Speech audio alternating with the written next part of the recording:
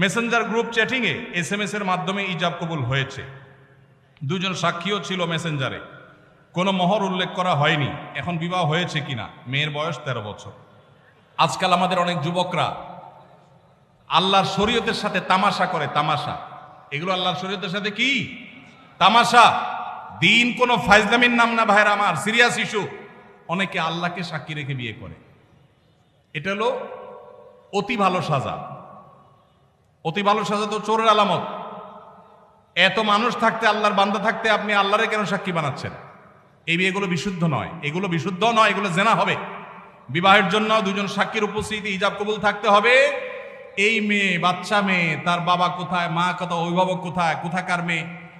জেনা করতে গিয়ে অনেক যুবককে শয়তান নেক্সুরতে ধোকা দেয়। তারা মনে করে আমরা হালাল করছি, অথচ তারা জেনায় লিপ্ত আছে। আল্লাহ আমাদের যুবক ভাইদেরকে হেদায়েত দান করুন। এগুলো জায়েজ নাই ভাই।